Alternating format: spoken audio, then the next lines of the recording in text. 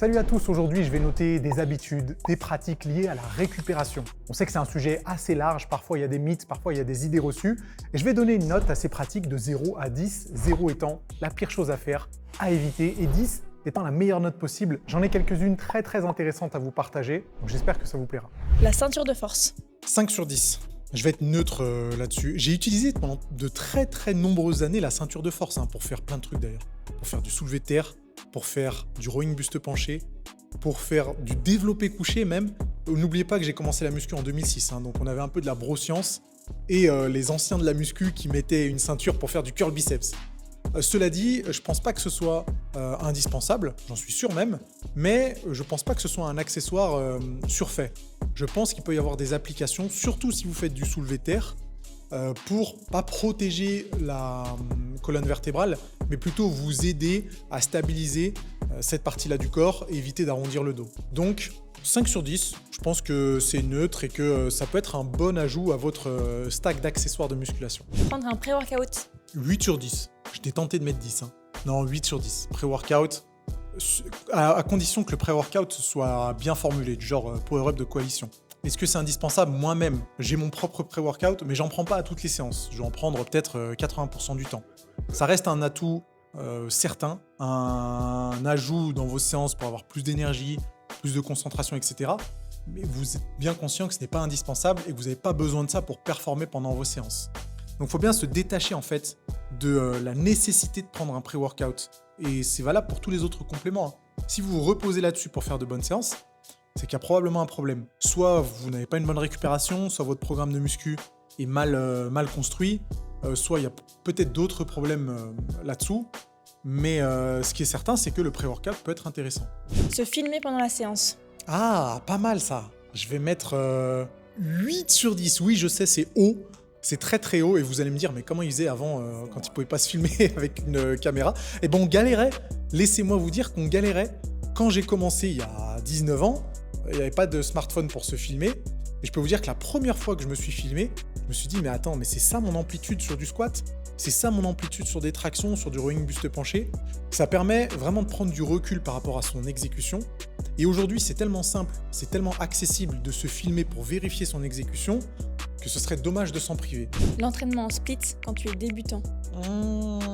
3 sur 10. J'ai failli mettre 0, mais en fait, je serais un forceur à mettre 0 parce que vaut mieux un entraînement pas terrible que pas d'entraînement du tout. Le split, c'est pas si nul que ça.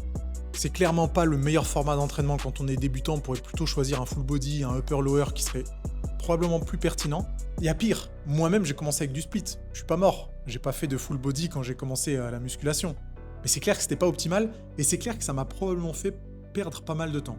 Je pense que j'aurais pu progresser plus vite si je n'avais pas fait de split. Mais encore une fois, vaut mieux faire du split que rien du tout. C'est pour ça que je peux pas me permettre de mettre 0 sur 10. C'est une note sévère, 3 sur 10, mais je pense qu'elle est méritée pour ce split qui a perdu en popularité de toute façon ces quelques dernières années. Faire automatiquement 4 séries de 10 à 12 reps. Bah c'est pas mauvais en soi, donc je vais mettre quand même 5 sur 10. Je vais rester neutre parce qu'on peut progresser avec 4 séries de 10 à 12 répétitions. C'est le format le plus testé, probablement le plus exécuté, le plus pratiqué. Il n'est pas mauvais. Ça serait dommage de rester toute sa vie avec ce format d'entraînement parce qu'il y a plein de choses à explorer. Mais en soi, 4 séries de 10-12, c'est un peu le gold standard qui vous permettra de progresser pendant de très nombreux mois, même de très nombreuses années. J'ai mis combien? J'ai mis 5, je vais peut-être mettre un peu plus. Je vais peut-être mettre même 6 parce que ça reste quelque chose de cohérent. Ça reste quelque chose de pertinent. Et je suis persuadé qu'un pratiquant de muscu qui commence la muscu et qui fait que 4 séries de 10 sur tous ses exercices, avec une bonne exécution et une bonne intensité, progressera plus qu'un pratiquant qui cherche à changer de programme toutes les semaines pour choquer le muscle et va faire des trucs à dormir debout comme des séries de 20 sans savoir exactement ce que ça provoque sur le système musculaire. 6 sur 10. Mélanger cardio et musculation dans une même séance. Dans une même séance? Ouh, c'est dur de répondre à ça. Parce que maintenant, avec les séances Hyrox, on mélange un peu de la muscu et du cardio. Ou même les WOD de CrossFit, on mélange... C'est plutôt les WOD de CrossFit où on mélange muscu et cardio. C'est dur à dire, Je vais mettre 5 sur 10. Je sais, je prends pas de risque. Je fais un peu le mec qui veut de la neutralité. Mais le problème, c'est que je serais pas capable de dire si c'est mauvais ou non. pendant de très nombreuses années, j'ai fait muscu et cardio dans la même séance. Et aujourd'hui, enfin depuis de très nombreuses années aussi, je ne fais plus jamais cardio et muscu dans la même séance. Est-ce que c'est dans une volonté de ne pas compromettre mes gains en musculation avec du cardio, ou est-ce que c'est juste parce que je trouve ça plus pratique niveau organisation? Ça, c'est dur à dire. Même moi, je ne saurais pas répondre à la question. C'est pour ça que je mets un 5 sur 10. Moralité, il n'y a pas de mauvaise méthode. Il est tout à fait possible d'avoir un programme de muscu cohérent en ajoutant muscu et cardio, par exemple dans une logique de perte de gras ou même pour améliorer sa santé cardiovasculaire. C'est ok aussi de faire le cardio le matin, par exemple, et la musculation le soir, ce que personnellement je fais. Même si tout le monde ne peut pas se le permettre en fonction de l'emploi du temps. Tout est possible et maintenant, avec l'entraînement hybride, je pense qu'encore plus aujourd'hui, on est convaincu qu'il n'y a pas de mauvaise réponse par rapport à l'entraînement en résistance et l'entraînement en endurance. Donc, je vais quand même rester sur un 5 sur 10. Et ça tombe bien qu'on parle de cardio parce que j'ai fait une masterclass gratuite sur la perte de gras où je parle justement de l'intérêt de faire du cardio dans une phase de perte de gras. Et vous allez voir que la réponse peut peut-être vous surprendre. C'est une masterclass gratuite. C'est une vidéo où vous allez apprendre plein de choses. Vous avez juste à cliquer dans le lien dans la description pour la visionner. C'est gratuit. Vous pouvez y avoir accès tout de suite, à la fin de cette vidéo. Donc cliquez une fois que la vidéo est terminée. Tu dois avoir des courbatures après chaque séance pour progresser. 3 sur 10 aussi. Je laisse le bénéfice du doute. On sait pas. Peut-être qu'effectivement les courbatures provoquent un mécanisme de croissance musculaire. Pour l'instant, on pense que c'est pas le cas. Mais il n'y a rien qui nous dit que les études scientifiques vont pas faire un revirement ou qu'on va pas trouver des nouvelles justifications, nouvelles hypothèses, appelez ça comme vous voulez. Après, ça reste quand même un peu agréable d'avoir des courbatures. Donc c'est difficile de mettre moins que 3. Peut-être que j'ai été un peu sévère, mais je vais rester sur 3 sur 10. Les courbatures, c'est pas un bon indicateur. Vous pouvez très bien avoir des courbatures de fou avec un entraînement tout pourri. Clair et net. À partir du moment où c'est un entraînement que vous n'avez pas l'habitude de faire, vous aurez sûrement des courbatures. Donc si demain vous n'avez pas l'habitude de faire des élévations latérales en série de 150 avec des haltères de 1,5 kg, si vous faites ça, vous allez avoir des courbatures de fou, mais niveau croissance musculaire, il ne va pas se passer grand-chose. Donc, il faut prendre un petit peu de recul par rapport à ça. Faire des crunchs pour avoir des abdos visibles. Pour avoir des abdos visibles, 2 sur 10.